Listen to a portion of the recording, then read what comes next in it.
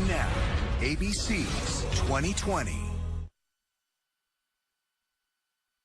I did not cause my mother's death. I love my mother.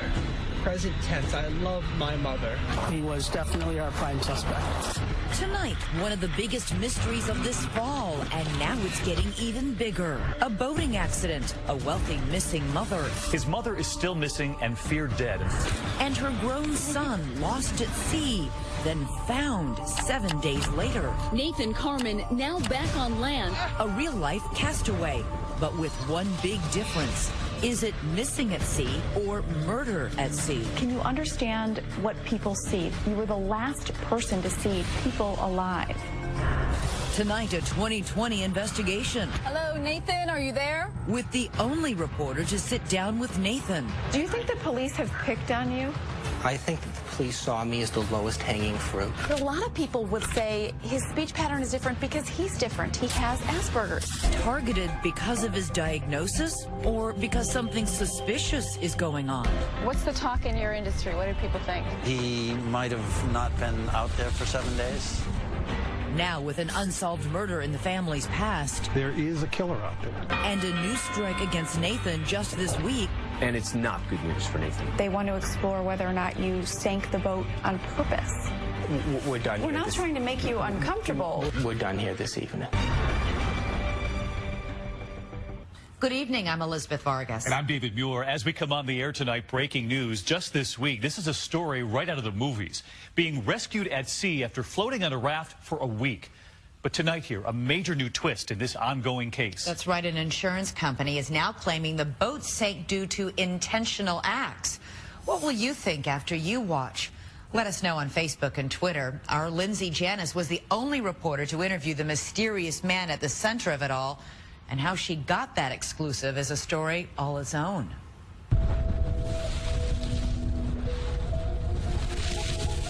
My name is Devin. I work the overnight shift at ABC News. On the night of September 26th, I saw that one of the affiliate reporters had tweeted about someone who had been rescued at sea. I sent it around, but, of course, we didn't have too many of the details besides that he'd been found. He was found in a life raft with a life jacket on. He was reported to be in good condition. They sent Lindsay Janis. ABC's Lindsay Janis. Lindsay Janis has that story for us. The freighter he is on is due to arrive in Boston. When I first heard about the Nathan Carmen story, it looked like an inspiring story of survival. The son rescued off Martha's Vineyard. Nathan had gone out on this fishing boat with his 54-year-old mother, Linda, and never returned. The Coast Guard combed hundreds of miles of ocean in vain, and they'd just given up hope when the call came in. A young man found alone, floating on a life raft. Found alive in good condition. The stunning discovery made in the open ocean by this Chinese freighter carrying scrap metal. About 100 miles south of Ram Point Marina in Rhode Island, where he'd set sail. They'll get the chance to speak with Nathan Carmen Tuesday night. Nathan, this is United States Coast Guard Boston. I need to understand what happened. Yeah, we all do. But so far, the only explanation? This short radio call from the Coast Guard to Nathan aboard that freighter. Mom and I, two people, myself and my mom, were fishing at Block Canyon, and there was a funny noise in the engine compartment. When I saw the life raft, I did not see my mom. Have you found her? No, we haven't been able to find her yet. The next day, Nathan arrives in Boston. The questions waiting for him at the dock. The most important question is, how did you survive and not your mother? When we first see him, he shows little emotion. His 6'3" frame awkwardly appareled in the white crew suit he was given after his rescue.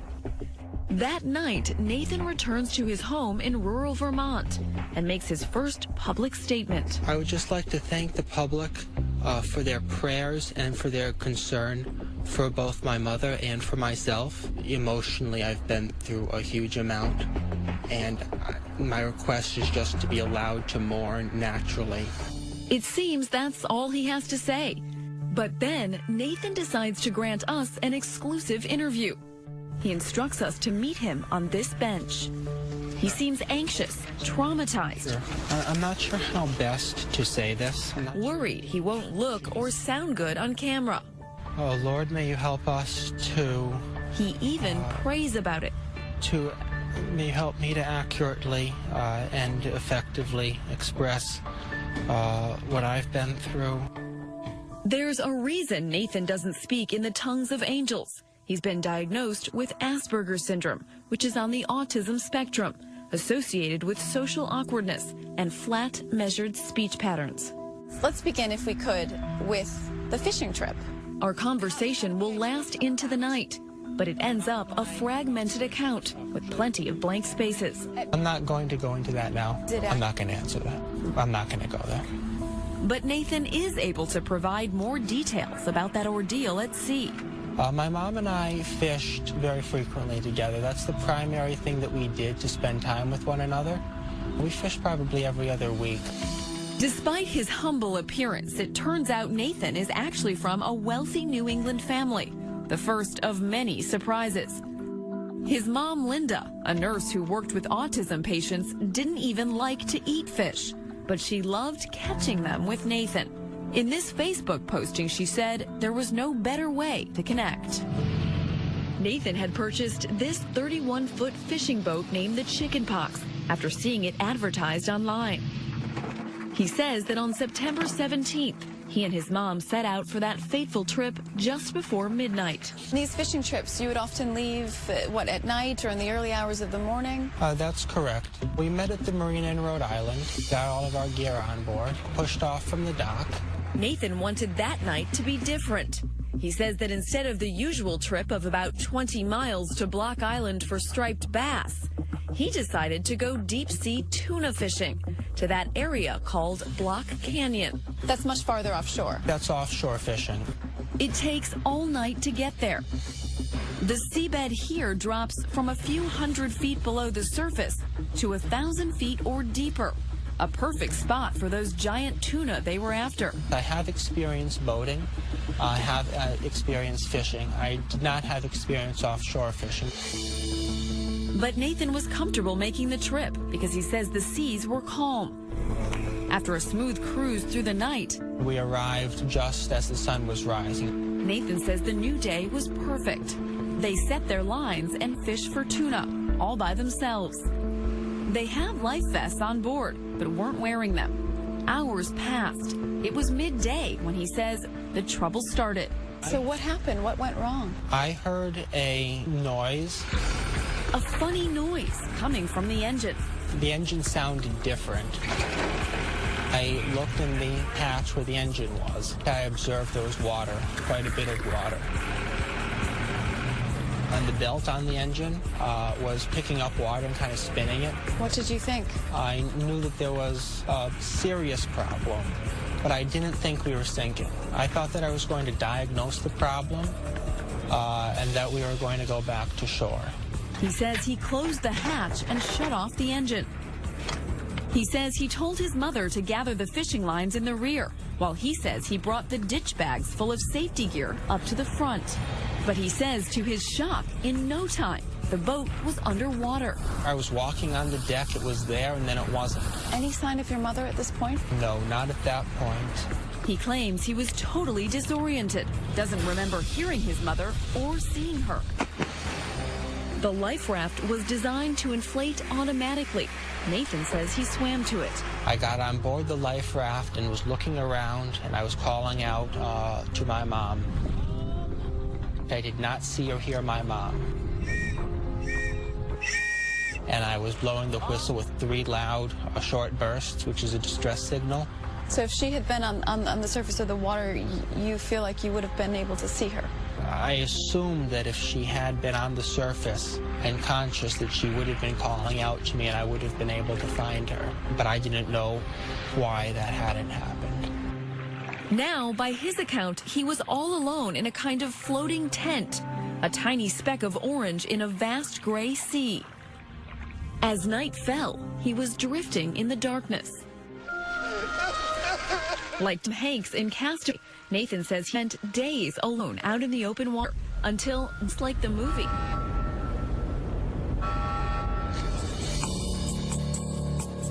The freighter that saved Nathan, aptly named the Orient Lucky, was docked when we intercepted it later that week. They'd recorded this remarkable footage of the rescue. Look here. That little figure is Nathan, clinging to a life preserver, clinging to life, then jumping into the churning seas as the ship struggles to stay close enough to grab him. We could see he was very tired, exhausted. He rested for a while, clinging onto the ladder. Our crew helped him to get on board the ship.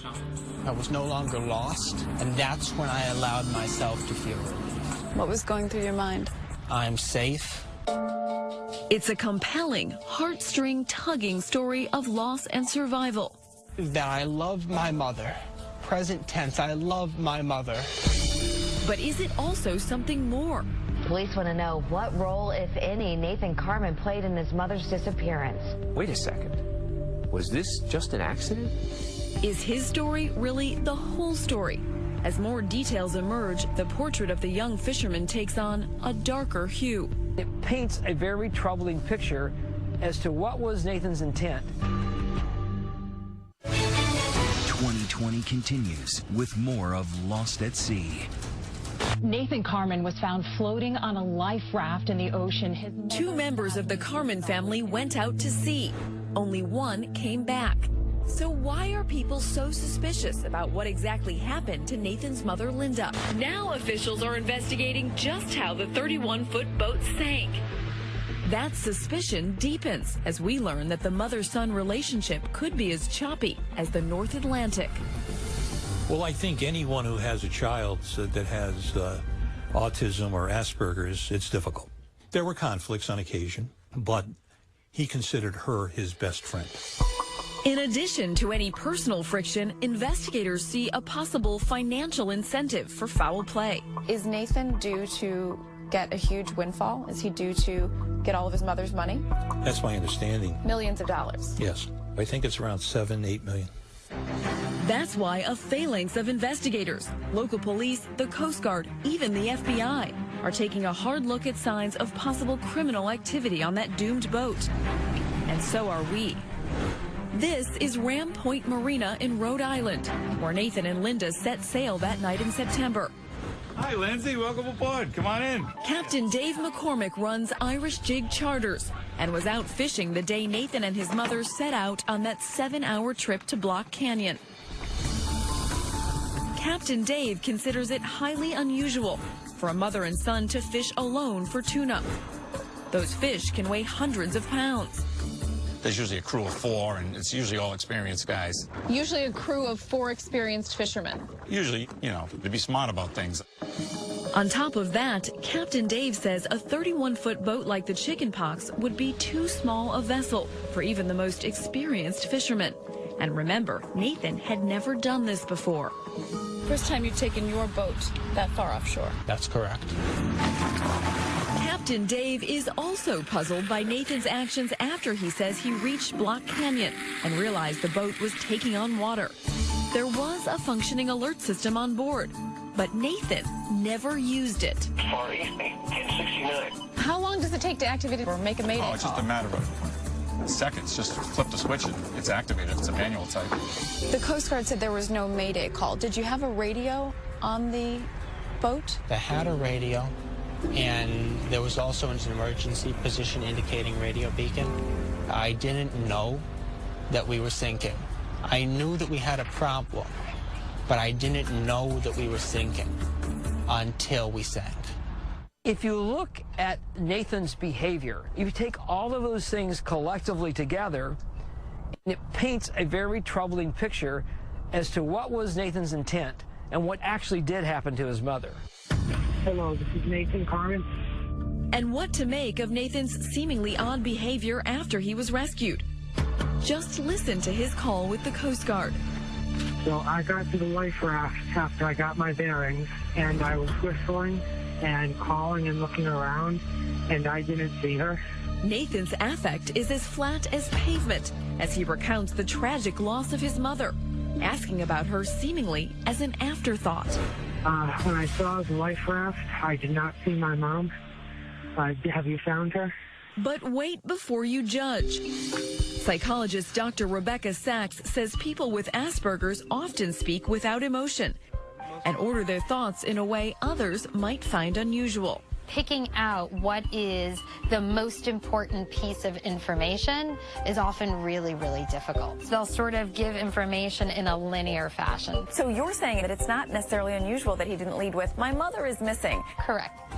Sachs has never treated Nathan, but she says people with Asperger's have trouble interacting with others, which can lead to misunderstanding. Take what happened at this Donald Trump rally in New Hampshire, which Nathan attended just weeks before his mother's disappearance. Nathan, who told us he's a big Trump supporter, was removed from the rally after the man who took this photo reported him to security because he said he was uncomfortable with Nathan's demeanor.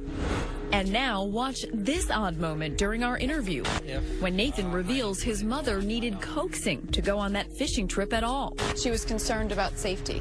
That's correct. It was not an argument.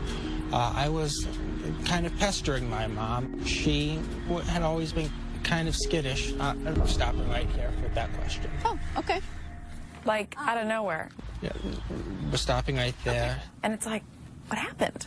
I sometimes talk about this need to control things or thinking they know how to guide a situation or guide a conversation. I think that's just an impression that comes off. So maybe some of that seemingly defensive or suspicious behavior can be explained by Nathan's Asperger's. During our interview, it's hard to get a full picture of him, in part because he's on edge after a crowd of media gathered, hoping to get to speak with him. As he got back in his truck, I head back to New York, haunted by one question. Just who is Nathan Carman anyway? It's time to dig deeper for an answer. Time to explore some dark and troubling secrets of Nathan's past. This wasn't the first time he was in the news. New Haven's patrol officers have all been briefed to keep a lookout for Nathan Carman. When 2020 continues. Back in the newsroom, the world keeps turning. A deadly train accident in New Jersey. Images of chaos and panic. Hurricane Matthew batters the southeast. But I can't forget about the lonely young man up in New England. Our interview made headlines, but so much was left unsaid about Nathan's past, about how he survived. And as the days go by, the swells of suspicion are bearing down on him like a nor'easter. You've got to presume that he's thinking, I'm going to tell my story, I'm going to put it out there, it's going to end this. That's not what happened. And then, surprise. 193 miles. Nathan invites us back to Vermont for a second interview. We're hoping this time he'll fill in some blanks. When we arrive at his home... Hi, Nathan. How are you? Nathan seems as adrift as he was out in the ocean. I was lost at sea. My mom died. But it would be great to have people embracing you, saying, we're glad you're home, we're glad you're alive, and also helping me to deal with my mom's death. It hasn't been that. Nathan says he was counting on support from Linda's three sisters, his aunts. Instead, there's been a stony silence. I haven't received any calls. Not from a single one of them. That's correct. It makes me feel like I have no family. I want to have family. I want them to be my family. Right. Nathan's aunts don't want to speak with us either. It's a terribly, terribly upsetting and difficult time. Their focus is not on relationships, it's on getting answers to questions. This barn may be from well before 1850, I don't know. Despite whispers he might have killed his mother for millions of dollars, Nathan's hardly living the lush life up here. He spends his days renovating this house, hoping to flip it by the springtime. So far, the only interested parties to come knocking have been the police, searching for evidence of a crime on the high seas. The 22-year-old's demeanor was strange. People are asking, who is this 22-year-old man? Driving around with Nathan, he seems unfazed by the police attention. Had your mom come up to visit you here? Yes, she drove up to the area frequently, and we saw each other. He says he called us back to set the record straight because so much of what he's seen on the news has been unfair. This way. This is not easy for Nathan. I'm not someone who understands relationships or who's good about talking about emotions. But he's willing to try. As he opens up a bit, it's clear he's had a hard life. The loneliness he's feeling now is nothing new. In fact, it's been a lifelong companion. Nathan grew up about 100 miles south of here in Middletown, Connecticut, a suburb of Hartford. An only child from a broken home. His parents divorced when he was very young, and for most of that time, his mother, Linda, was everything to him. What was she like? She was a good person, a warm person. We did have a challenging relationship at one point in my life, but she was the only family who I really had, and now I don't have her. And that's a tremendous loss. You feel alone? Yes. When I had her, I didn't feel alone. Considering she was the most important person in his life, the most important and fundamental question is, would he have really wanted to kill her? Another port in the storm, this man. His grandfather, Linda's dad, John Shockless, a multimillionaire real estate and nursing home developer. He was like a father to me, and I know I was like a son to him. They ate dinner together regularly at Grandpa's house.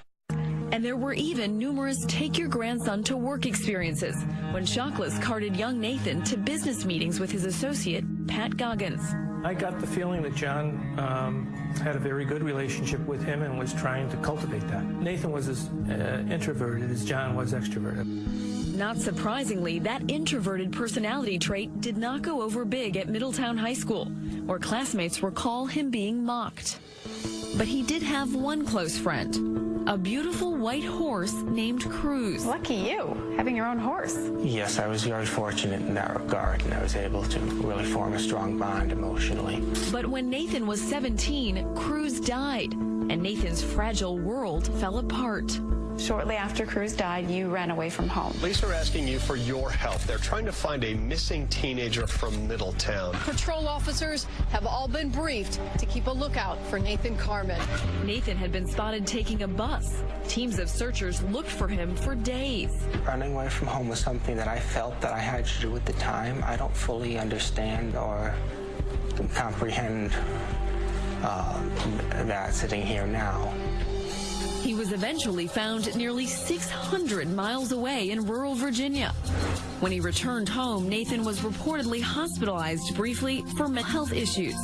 When you returned home after you'd run away, when you were found? Yeah, that gets into my personal health records, which I'm not going to disclose or discuss. Did things get better or did they get worse? I can't answer that question, and we're done with that before I turned 18. Nathan was released, and for a time, whatever storm was raging inside of him subsided. But for how long? He was found shot and killed here. Coming up, the holidays turn bloody as Grandpa Shockless is gunned down just before Christmas. And the police want to know, did his quiet, beloved grandson pull the trigger? Yes, Nathan was a suspect in the murder of his grandfather. Stay with us.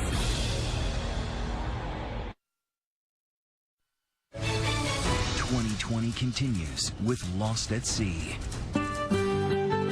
Christmas in New England, and people come from miles around to see this elaborate light display John Shockless puts up at one of his many properties. But the holiday spirit ends abruptly on the violent night of December 20th, 2013, when the real estate millionaire is found shot to death in his Connecticut home. Authorities say execution style. One of his daughters had gone to check on him and found him in his bed with what looked to be gunshot wounds to his head and back. Police are now calling the shooting death of an 87-year-old man a homicide. Who would want John Shockless dead? It's a very good question. At first, police wonder, could it have been his daughter, Linda? There were reports of a big fight over the family fortune that got violent. Linda punching and kicking her father. In the investigation, it has to be a relevant question to ask, is that incident connected to what happened to him? But a lie detector test clears Linda. So logically, cops focus on the last person known to see Shockless alive, none other than his beloved grandson. Nathan had no obvious motive to gun down his granddad, but he had opportunity. The two had dinner together earlier that evening, but police say Nathan's whereabouts later that night are unaccounted for. The authorities wonder, could that have been the time when he committed a murder? And according to this search warrant, there is a litany of other circumstantial evidence. It says Nathan discarded both the hard drive of his computer and the GPS unit used on the morning of December 20th, 2013. That he'd recently bought a .308 caliber rifle, the same caliber weapon used in the homicide of John Shockless. Coincidentally, neither Nathan's rifle nor the murder weapon were ever found. Is it fair to say he was your prime suspect? Yes, that is fair to say. He was definitely our prime suspect. Police say that after John Shockless's murder, Linda's sisters were afraid enough to hire armed security to protect them in their homes. Were they afraid of Nathan? John Shockless was murdered in cold blood in his bed in his home. It would be irrational not to feel some fear as a result of that. With regard to the murder of Nathan's grandfather, isn't the circumstantial evidence there strong? Well, if it were there and it were strong, they would have arrested him. That search warrant has a list a mile long of things that make Nathan look suspicious. You can't arrest anybody in America on mere suspicion. You have to have probable cause. Is there any truth to any of those allegations? No, there's not any truth to any allegation. Nathan adamantly insists he's innocent. He says when the police came to interview him, he never tried to hide anything. If they had asked me, Nathan, can we look at your hard drive? Or Nathan, can we have your GPS? At that time, when they were in my apartment, my answer would have been sure, gladly, you can take it. But they didn't. Do you think the police have picked on you? I think that the police saw me as the lowest hanging fruit after my grandfather died because they saw that I had been diagnosed with Asperger's. There's an element here of prejudice against Nathan because of his disability. Because when the police talk to him, they immediately become suspicious because of his odd manner. In fact, experts tell us people on the autism spectrum are more likely to be victims of crime than perpetrators. My understanding is that if you lie to the police and they can prove you lied to them, they can arrest you for that. They haven't done so. Nathan remains a suspect in the murder of his grandfather. The investigation is actually very active at the moment and ongoing.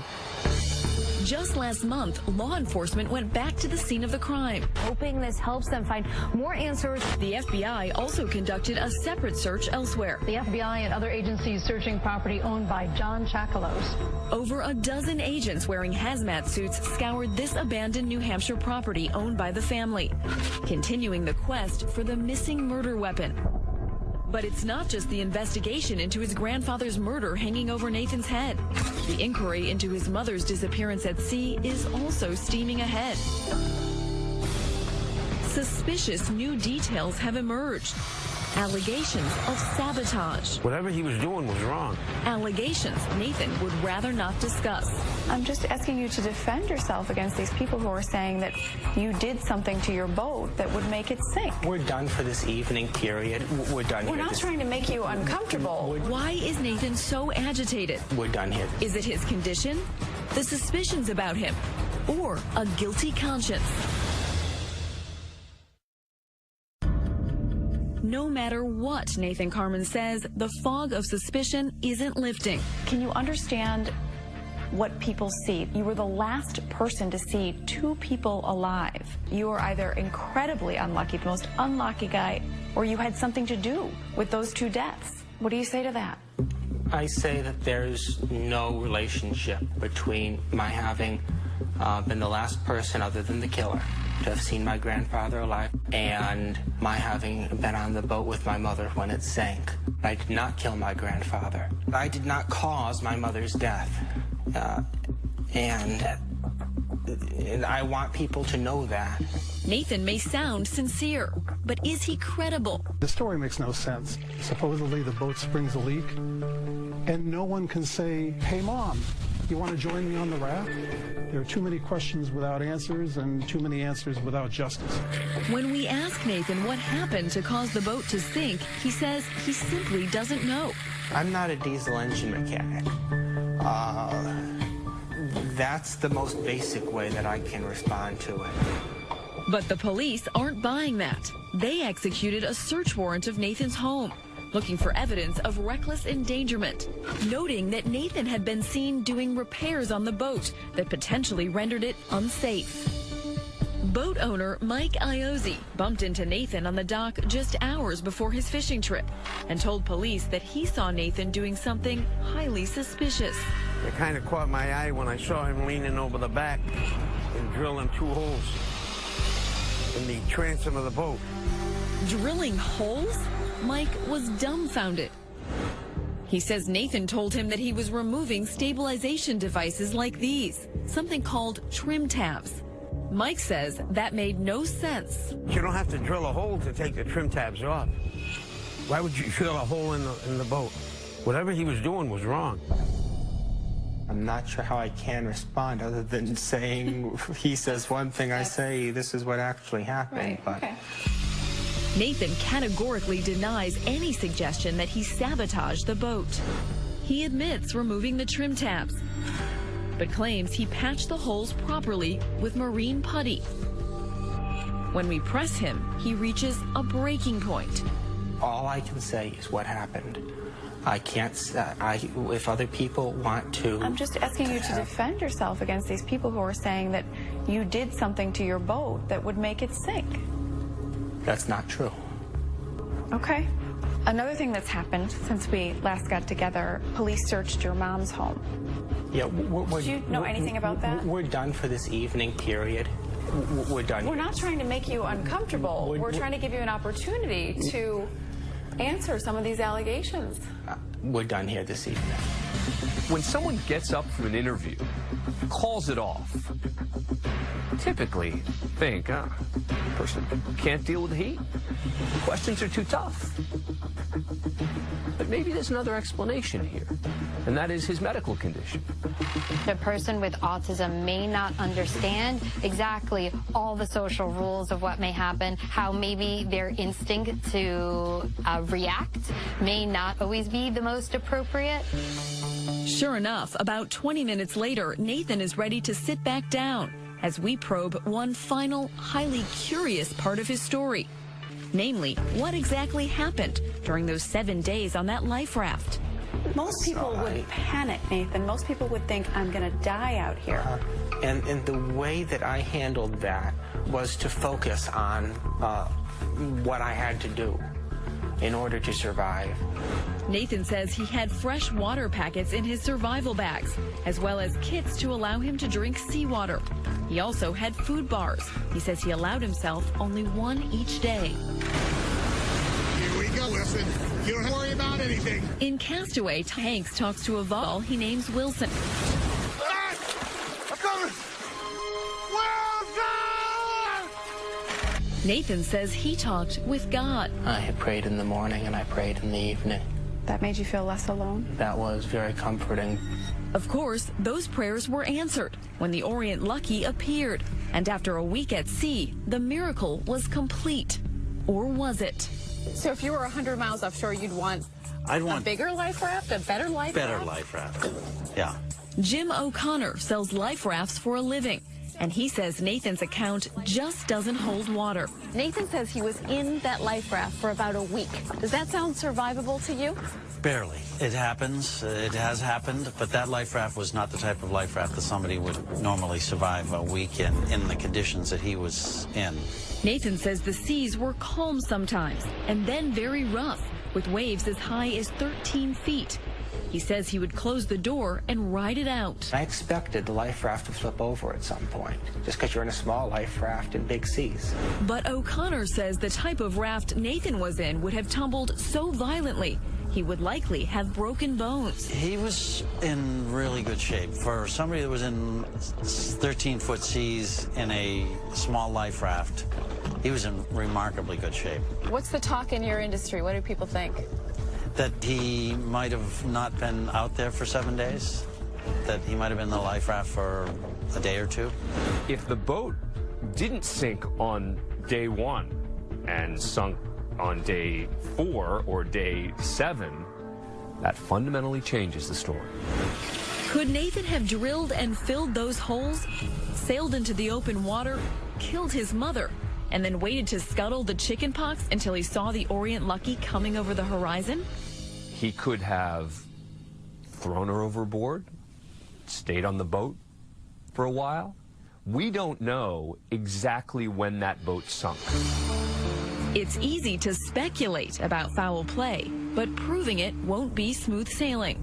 The wreck of the chickenpox may be 1,000 feet underwater, and without the evidence, it's hard to see anything more than a circumstantial case against Nathan.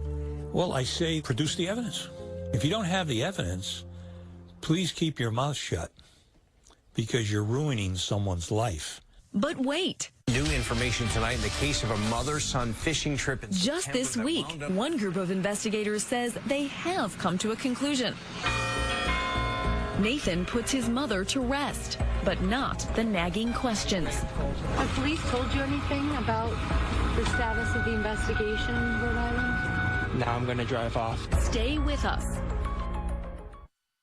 A private service held today to remember Linda Carmen. 6 weeks after she was lost at sea, Linda Carmen's body still hasn't been recovered. Yet her son Nathan organizes a memorial for her in downtown Hartford, Connecticut. Nathan carries flowers himself to the sparsely attended service. The media outnumber the mourners. How have you been these last several weeks? It's been very difficult. How was the service today, Nathan? The whole family was invited. I'm glad that many of my mom's friends chose to attend. But conspicuously absent from the service, Nathan's 3 aunts. Why didn't Linda's sisters attend the memorial service that Nathan organized? They didn't feel it appropriate to have a memorial service when we don't know what happened. Are Linda's sisters afraid of Nathan right now? Linda's sisters are afraid, as we all should be. There is a killer out there. I wish very much that my whole family could have come together to pray for my mom. I wish desperately that my mom was rescued. I hope that she will be found. And now about your relationship with her? Now I'm going to drive off. And what about your grandfather? I need to close my door. Okay. Sorry, Nathan. Take care of yourself. In the midst of all this family dysfunction and the ongoing criminal investigation, the questions hang in the wintry New England air. If Nathan did plan to kill his mother, why would he have risked his life in that raft, since he had no way of knowing he'd be rescued? Or was the multi-million-dollar fortune he's now set to inherit from his mother motive enough to risk it? Until these cases are solved and proven that he didn't have some involvement, people are going to believe he is the only game in town. He's the right guy. But just this week, shocking headlines. An insurance investigation blames Nathan directly. The insurance company filed papers in U.S. District Court claiming Nathan made incomplete, improper, and faulty repairs to the boat. The company won't pay his claim because it finds what Nathan did was intentional, specifically removing part of the boat's structure and heading to sea with 4 inadequately filled holes. The insurance company believes that the boat sank because of Nathan's actions. It's very troubling. Small points out that investigators did not make a finding on what happened to Linda. So far, there's been no response from Nathan in court. We wanted to ask him not only about the investigation of the fishing boat, but also about that recent FBI search in his grandfather's case. So we've been trying to get a hold of Nathan. He hasn't answered my texts, my voicemails. I'm going to give him one last call. The number you have called is no longer in service. If you feel you He disconnected his phone. in error, please check. Nathan has disconnected his phone. Sealed in his fortress of solitude, cut off forever from the 2 people who loved him most. Nathan Carmen may long be remembered as we first saw him. A riddle wrapped in a mystery inside a white crew suit. Is he a cunning and remorseless killer, capable of murdering his closest family members? Or just a lonely, tragic figure who, like the rest of us, only wants to be understood? Tonight, even after all our questions, the answers seem as remote and murky as the bottom of the ocean. Nathan seeming to have cut off contact with everyone there. So after watching here tonight, our question for you at home. Do you think that Nathan is the victim of horrible luck, targeted because of his Asperger's? Or is he involved with the death of his mother and possibly grandfather? Let us know on Facebook and Twitter. Use the hashtag ABC2020. I'm Elizabeth Vargas. And I'm David Muir. From all of us here at 2020 and ABC News, thanks for watching. Have a good night. Great weekend.